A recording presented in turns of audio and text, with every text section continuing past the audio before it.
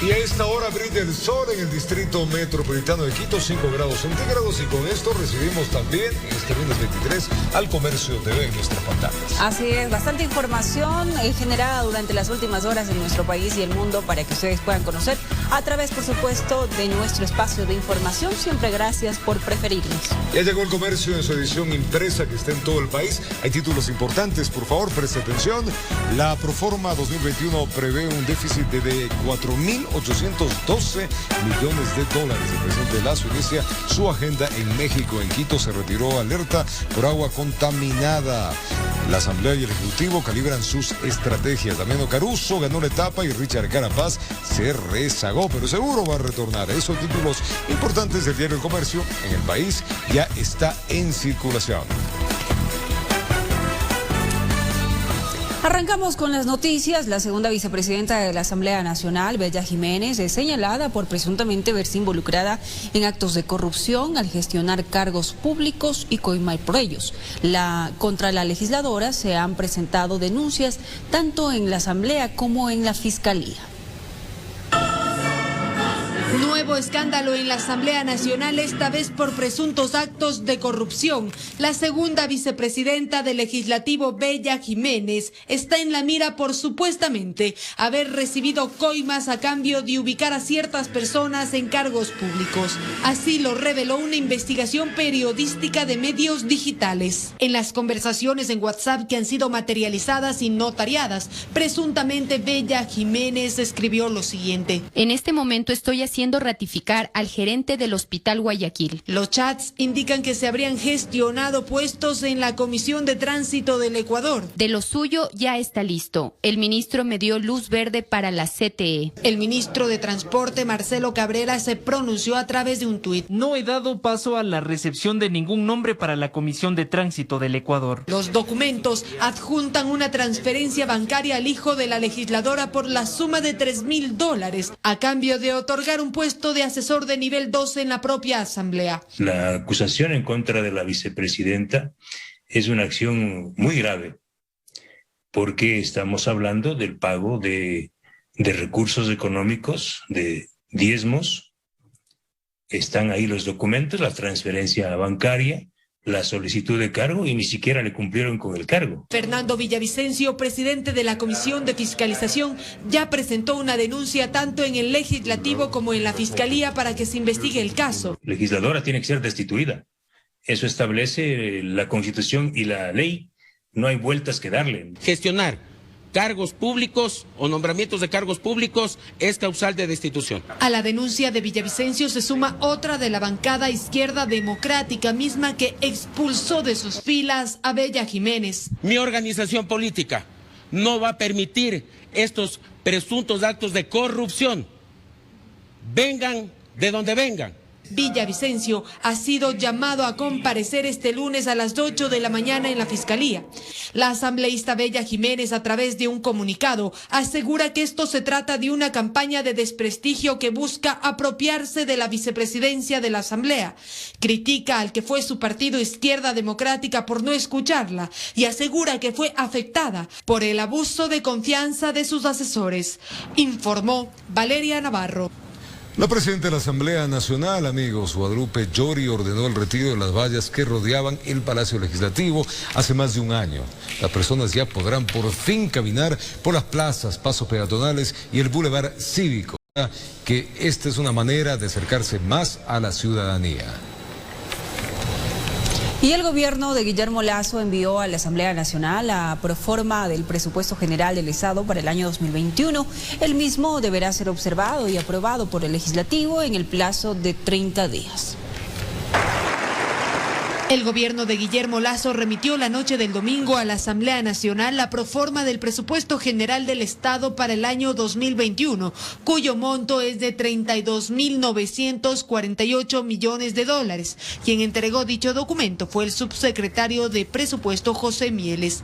La proforma supone para este año que el precio promedio del barril de exportación de petróleo se ubique en $59.80, que exista un incremento del del PIB del 3.02%, una inflación del menos 0.05%, que el volumen de la producción del petróleo sea de 177.26 millones de barriles y que el PIB nominal esté en 103.877 millones de dólares. La proforma calcula que los ingresos sean de 23.000 millones y los gastos asciendan a 27.000 millones, dando como resultado un déficit global de 4.812 millones sobre la línea de la cuenta ahorro, inversión, financiamiento.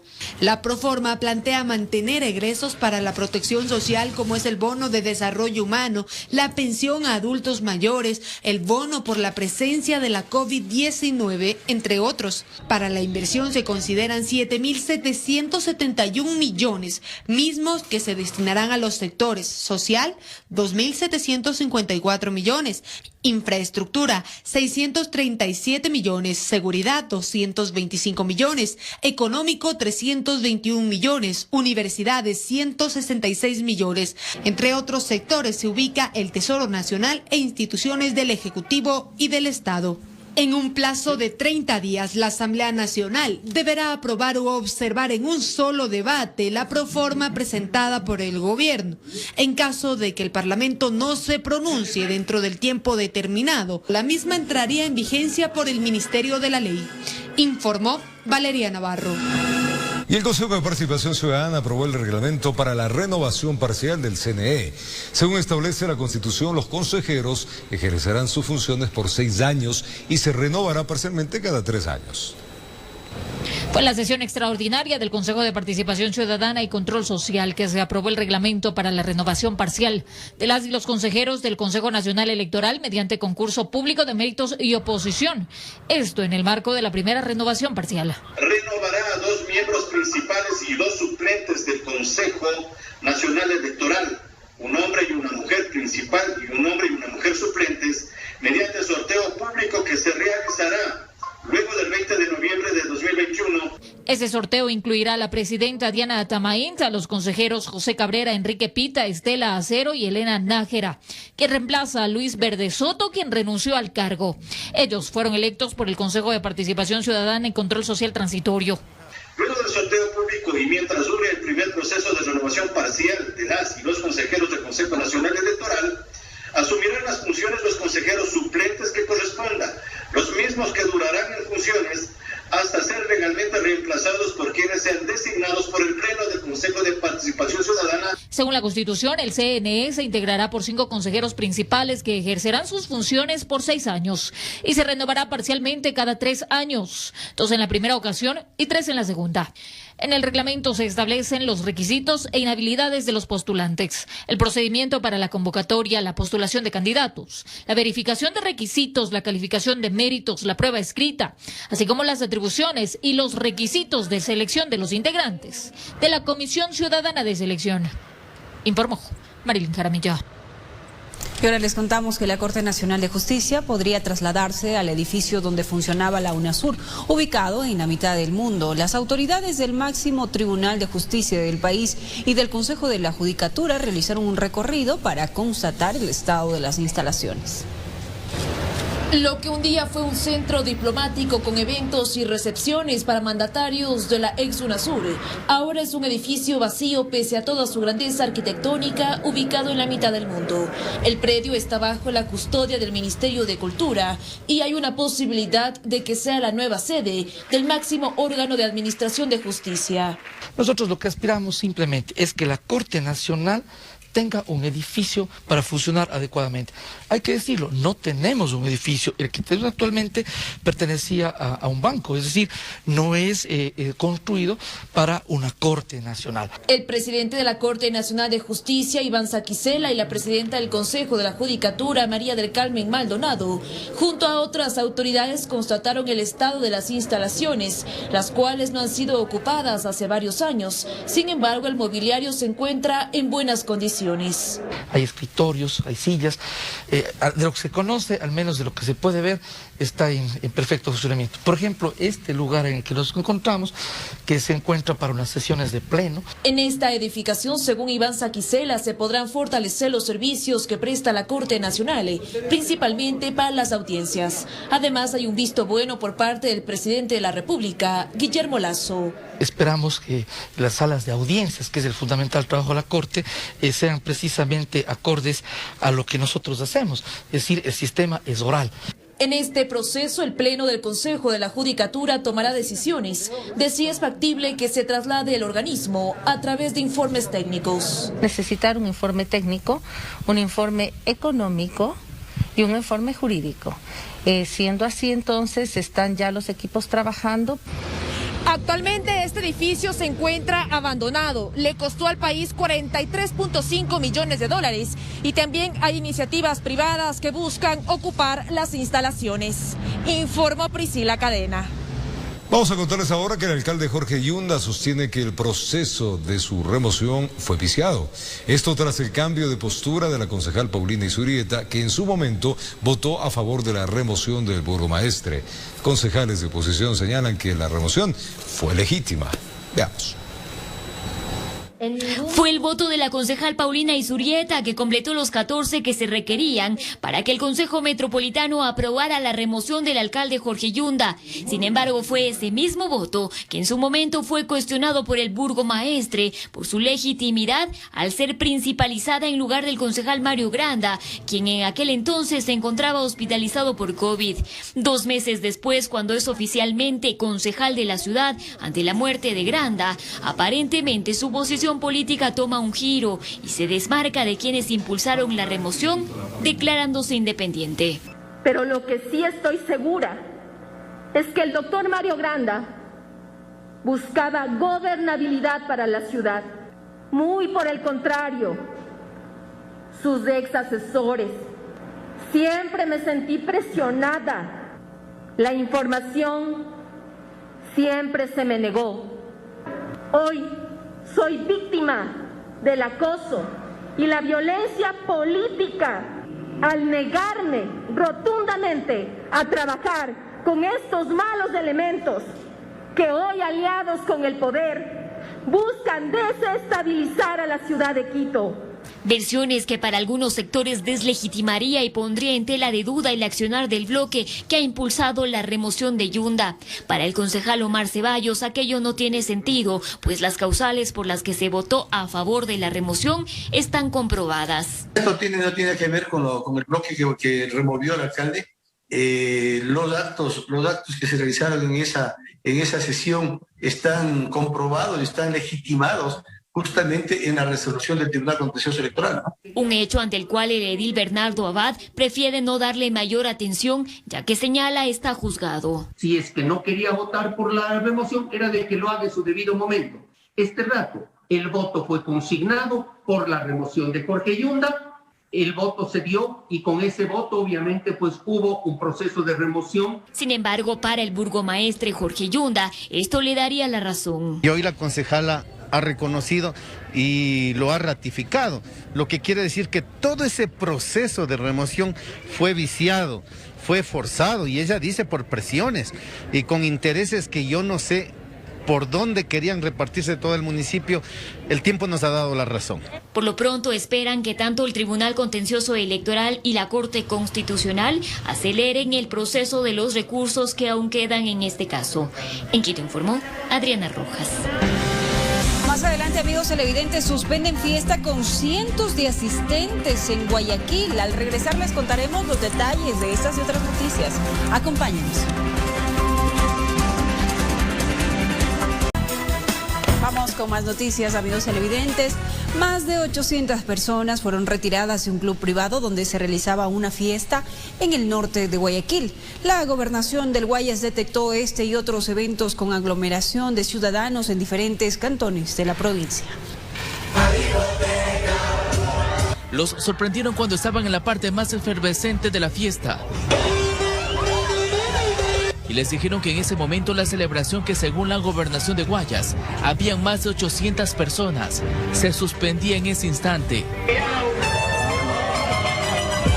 por la gran cantidad de ciudadanos que se concentraban en aquel sitio sin mascarillas, sin respetar distanciamientos sociales, sin importarles la pandemia. En los pocos minutos, así salían de ese club privado ubicado en el norte de Guayaquil. El control lo ejecutaron con la Dirección de Justicia y Vigilancia del Cabildo porteño. Asimismo, detectaron otros eventos en galpones y centros de eventos, sin el respectivo permiso y con las mismas irregularidades sanitarias.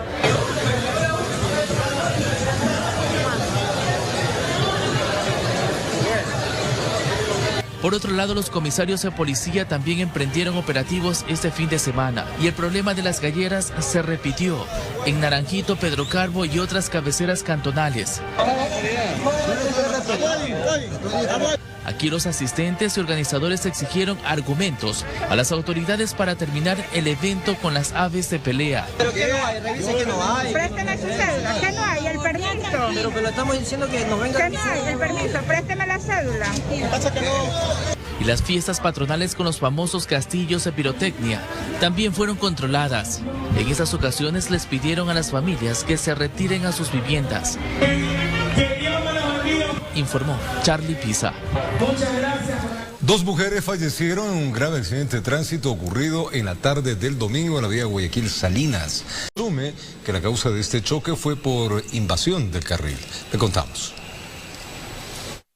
Un trágico accidente de tránsito ocurrió en horas de la tarde de este domingo, aproximadamente en el kilómetro 74 entre las comunidades de Villingota y Buenos Aires de la vía Guayaquil-Salinas. Dos vehículos se impactaron frontalmente, dejando como resultado 2 personas fallecidas y 4 heridos. Un accidente de tránsito como tipología choque frontal excéntrico, el cual conllevó a 5 personas heridas y 1 persona fallecida. En el lugar del accidente, la conductora del auto rojo, identificada como Petra Patricia Lazo León, perdió la vida. Los heridos fueron trasladados hasta el Hospital Liborio Panchana del Cantón Santa Elena, donde horas más tarde se confirmó el fallecimiento de Marlene de la Vera Tomalá, de 77 años, quien era una de las ocupantes del mismo vehículo. El conductor del autoplomo estaba en el lugar y fue trasladado a una casa asistencial por una ambulancia. Es uno de los heridos y se presume también que está ingerido licor, hasta esperar las valoraciones médicas. Elementos del Departamento de Rescate tuvieron que utilizar equipos de extricación para liberar el cuerpo de la víctima. Usamos equipos hidráulicos para poder liberar a la persona fallecida. Se presume que la causa de este accidente fue por invasión de carril. El carro gris circulaba en sentido Progreso Santa Elena y el carro rojo Santa Elena Progreso. Presumiblemente el carro gris que venía en sentido Progreso hacia Santa Elena invade el carril y se suscita el accidente. Agentes de la CTE cerraron provisionalmente la vía para realizar las pericias respectivas. Desde la provincia de Santa Elena informó Darwin Villao. Y una persona murió en un accidente de tránsito registrado esta madrugada en el noroeste de Guayaquil. Según testigos, el fallecido intentaba huir luego de haber cometido un asalto. Ocurrió sobre la vía perimetral frente al Hospital Universitario, en el noroeste de la urbe. Quienes presenciaron el hecho indican que la víctima se encontraba en compañía de otro sujeto. Han asaltado a una persona y a percatarse de la presencia de la policía, ellos salen a precipitada carrera, cruzan la perimetral y a lo que aquí dice lo atropella, lo arrolla un carro. El fallecido tenía aproximadamente 20 años y según habitantes del sector, era consumidor de drogas. La policía lo único que nos dijo fue que se trataba de un auto, más no les pudo observar las placas ni cómo identificar plenamente al vehículo. Dijo un auto color, ni el color no nos dijo porque no se había percatado. Por ahora se investiga si el motivo del accidente guarda relación con el supuesto robo, informó Jorge Salazar. La Policía Nacional detuvo a un presunto implicado, esta vez en un femicidio registrado en el cantón Salitre, allá en la provincia del Guayas. Se informó que la víctima mortal tenía pocos meses de haberse separado de su verdugo. Le contamos. La mujer fue degollada por su ex conviviente, luego de mantener una acalorada discusión frente a dos de sus hijos. El episodio se produjo en el domicilio del hombre, ubicado en un recinto del cantón Salitre, en Guayas. Según familiares, el sujeto no aceptaba la separación. Ya él estaba como psicoseado, como traumado, pero él volvía haciendo que sí, que siempre amenazándola. La ciudadana Oyoxisa ha sabido vivir en el cantón Montalvo. Por uno de sus hijos que se encontraba enfermo, acude el día de hoy y conjuntamente en horas de la mañana con su esposo han salido a hacerle un chequeo médico. Luego de cometer el crimen, el individuo se dio a la fuga.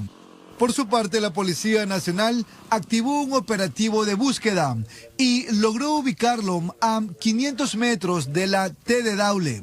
Había avanzado más de 20 kilómetros. Este ciudadano estaba dándose a la fuga por medio de los arrozales, por terrenos, guardarrayas, por caminos de tercer orden. Entonces le veníamos siguiendo la pista. Se conoció que incluso se venía por el río. Moradores de estos sectores le ubicaron, nos dieron pautas de que se encontraba con la ropa mojada, un poco enlodada.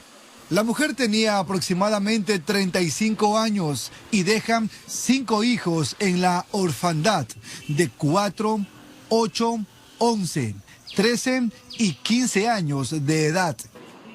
Los mayores vivían con su progenitor y los pequeños con ella. Venimos a velar y darle la protección a los 5 niños que se encuentran por la muerte de la Oxisa. Ya se fueron entregados al tío materno. En este caso, ¿quién se va a hacer cargo de ellos? Informó Jorge Salazar. Y decomisan subametralladora con mira telescópica, además de droga y casi 1000 balas de diferentes calibres durante un operativo policial en el cantón Durán, provincia del Guayas. Las armas, al parecer, iban a ser ingresadas a la penitenciaría del Litoral. Las investigaciones de las últimas muertes violentas registradas en el sur de Guayaquil llevaron a la DINASEC y otras unidades policiales a realizar un allanamiento en la primera etapa del recreo en el cantón Durán, provincia de Guayas, donde al ingresar los uniformados encontraron 2 subametralladoras, 5 alimentadoras, aproximadamente 400 proyectiles calibre 9 milímetros, igualmente calibre 2.23, una mira telescópica.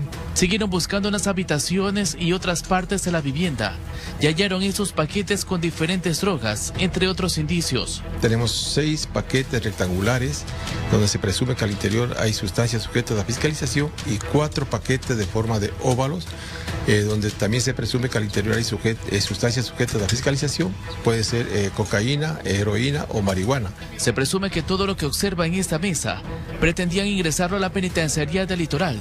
Igualmente encontramos aquí un uniforme de los señores agentes penitenciarios. Y tenemos igualmente en una balanza, se presume que en esa balanza preparaban también con el fin de vender la sustancia aquí en el sector.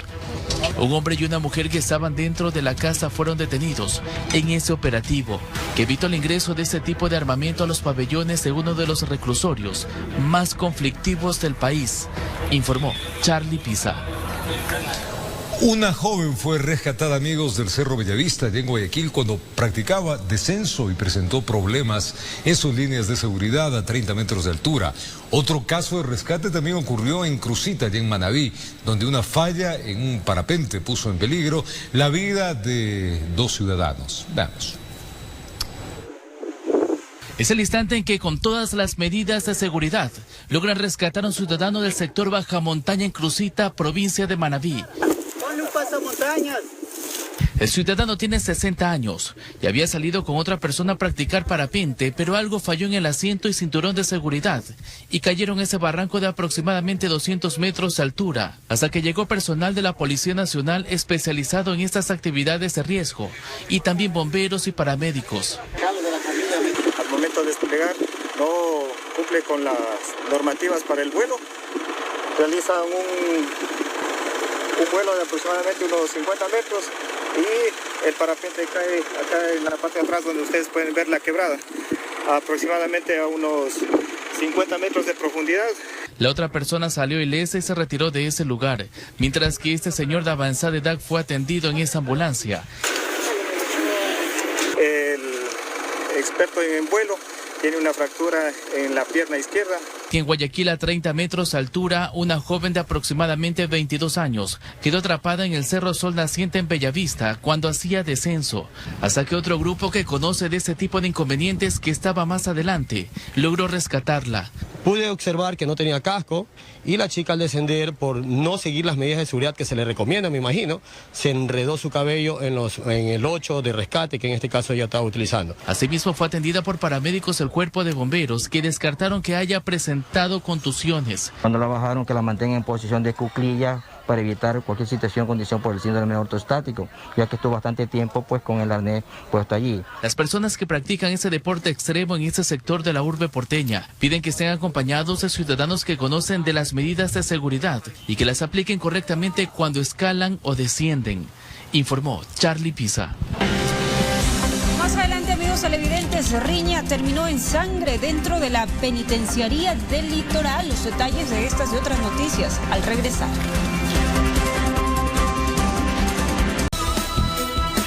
Y este fin de semana, amigos, nuevamente se registró un incidente en la penitenciaría del Litoral. Autoridades informaron que se trataría de una disputa entre organizaciones criminales. Le tenemos hoy a Carlos Julio Gurmendi. Él está en los exteriores de este recinto carcelario para contarnos detalles de lo ocurrido en este fin de semana. Carlos Julio, buenos días y adelante.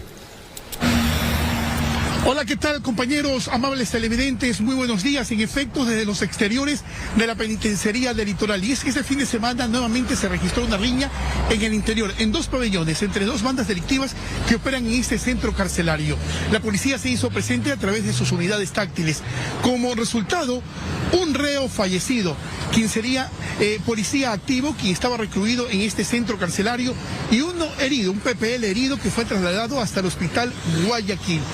Decomiso de armas, de artefactos electrónicos como celulares y de otros de alto alcance que se encontraban en el interior de este centro carcelario. Eso se lo resumimos en el siguiente informe. Veamos. A las 6 de la mañana se reportó el enfrentamiento entre los pabellones 6 y 7 de la penitenciaría del Litoral. Y antes de las 7 horas de este domingo, grupos tácticos de la Policía Nacional ingresaron para retomar el control.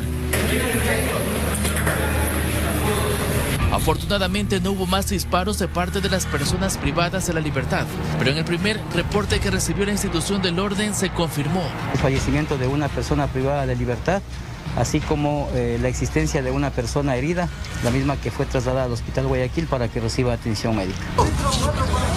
Así continuaron las investigaciones sobre el motivo de ese nuevo hecho violento dentro de la cárcel. Y el SNAI confirmaba que el reo era un ex miembro de la institución policial, y de esta manera serán las investigaciones pertinentes y que indiquen cuáles fueron las causas del deceso.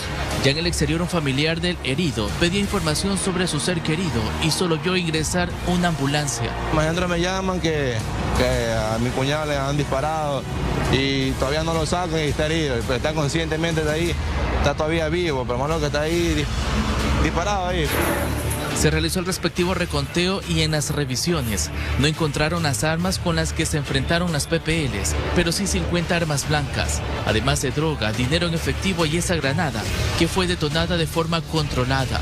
Alrededor de 75 vainas ya percutidas. Lastimosamente, como digo, no se ha logrado recuperar armas de fuego. Había una riña entre ciertos grupos delictivos de aquí de la penitenciaría, y de esta manera se logró evitar acciones que podían lamentarse mucho más graves. No se descarta que ese problema dentro de la penitenciaría del Litoral se haya originado por el último traslado de reos desde el reclusorio de Cotopaxi a otras del país, informó Charlie Pisa. Bien, a esta hora de la mañana se ha hecho el relevo de guardia en torno a los guías penitenciarios y también a los policías y militares quienes se encuentran aquí en la parte exterior. Hombres y mujeres, miembros de las Fuerzas Armadas, están custodiando los exteriores del centro carcelario. Han ingresado ya trabajadores, pero se tiene previsto que las visitas siguen suspendidas en este centro carcelario. Repetimos, todo el armamento que se decomisó estaba entre el pabellón 6 y 7 del centro carcelario, a más de una granada artesanal que fue desactivada en la propia instalación carcelaria. Un fuerte operativo que se armó tanto por tierra como por aire y se tiene previsto que hoy por la mañana darían las autoridades carcelarias junto al miembro de la policía en la zona 8, el comandante, una rueda de prensa. Esa es la noticia que podemos dar a conocer a esta hora de la mañana, las actividades que se siguen desarrollando aquí en el centro carcelario. Por el momento está todo bajo control ante esta nueva riña que se presentó el fin de semana y como resultado del decomiso de varias armas y el fallecimiento de un PPL y otro que está en un hospital herido. Hasta aquí nuestro informe. Vamos con más en estudios. Muy buenos días. Gracias a Carlos Julio Grumendi. Increíble, siguen apareciendo armas por más controles. En fin, hay que seguir intentando cambiar todo esto. Diana. Continuamos informando. El COE Nacional anunció los protocolos para que más de 1000 instituciones educativas del ciclo Sierra y Amazonía regresen a clases presenciales y semipresenciales. Además, se informó que 3 nuevos casos de la variante Delta del coronavirus se registraron en las Islas Galápagos, por lo que dispuso nuevos requisitos para el ingreso al archipiélago. En rueda de prensa, la ministra de Salud, Jimena Garzón, informó que en el país son 188 los casos de la variante Delta del coronavirus. De esa cifra, 3 identificados en las últimas horas en las Islas Galápagos, donde se están tomando acciones para evitar más brotes. Sí, son habitantes, son colonos. ¿Y cómo se contagiaron? En una discoteca. 2 de ellos estuvieron vacunados con 2 dosis y una persona que no quiso recibir la vacuna. Entonces, por eso es que nosotros pedimos la corresponsabilidad ciudadana. En ese sentido, dijo que una de las estrategias para combatir a las variantes es intensificar el plan de vacunación. Por su parte, el COE Nacional informó que desde el 27 de agosto rigen nuevas disposiciones de ingreso a las Islas Galápagos. Este requisito de PCR negativo de máximo 72 horas y el certificado de vacunación, la última dosis máximo 14 días. Además, el Ministerio de Salud analiza incluir a niños y adolescentes en el plan de inmunización a propósito del retorno a clases en el régimen Sierra y Amazonía. El próximo 1 de septiembre, 1.533 instituciones cuentan con la autorización del uso de las instalaciones. Iniciarán estas actividades de manera presencial y semipresencial en aforos reducidos. 112.269 estudiantes. Son al menos 7 los puntos de los protocolos para el regreso de los estudiantes. El evento de la Jura de la Bandera está aprobado bajo varias condiciones. Que solamente de manera presencial asistan los 9 estudiantes que forman parte del pabellón, con 2 acompañantes y 5 directivos, pero no se realizará el acto de besar la bandera. La ministra de Educación explicó que el plan de retorno a clases dejó buenos resultados en el anterior periodo. Se reportaron 8 contagios de estudiantes y un contagio de un docente. Informó Priscila Cadena. Y tras el anuncio del Ministerio de Educación del regreso progresivo y voluntario a clases de más de 1.500 entidades educativas del régimen Sierra y Amazonía, el gremio de maestros pide a la cartera de Estado aumente la inversión en adecuaciones de infraestructura, herramientas y tecnologías con conectividad. Indicaron también que es fundamental que el Ministerio haga una evaluación, asistencia psicológica y de salud, sin duda, para los estudiantes. Le contamos. 112.269 estudiantes del régimen Sierra y Amazonía están autorizados para iniciar el año lectivo de manera presencial. Así lo indicó la ministra de Educación, María Brown.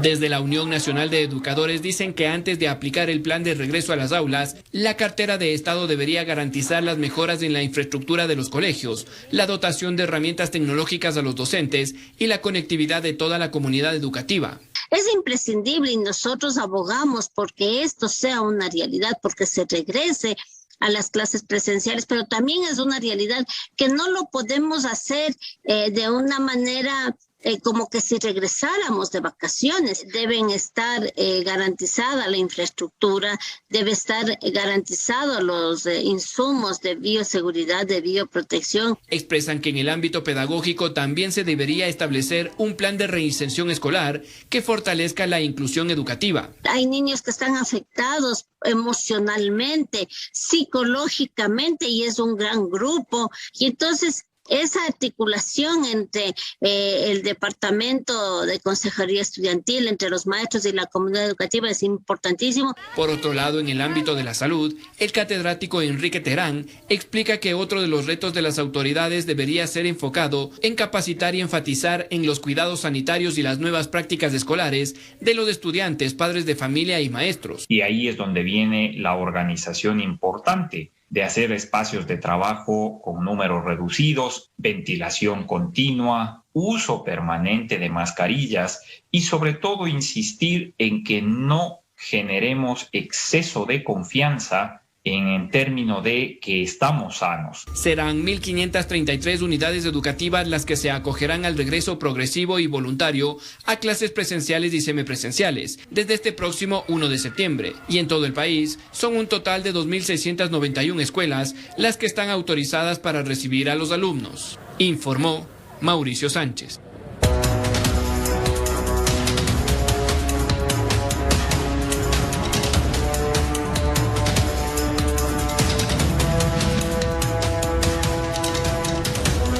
Y en Ecuador, durante el año 2020 y lo que va del 2021, la tendencia de nacimientos disminuyó en comparación con años anteriores, efecto contrario a lo que se esperaba como consecuencia de la pandemia.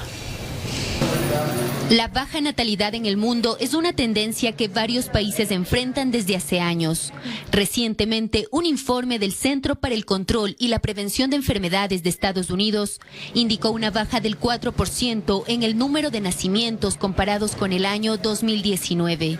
En el Ecuador se habla de cifras que, aunque se mantienen estables por el momento, la tendencia a la baja ya es una posibilidad. La pandemia, junto con la crisis social y económica, agudizó la postergación de tener un hijo. A esto se suman los retos que representa para una mujer ganar un puesto en el ámbito profesional. Que la mujer entra al mundo laboral, entra al mundo público y pelea su puesto en la política.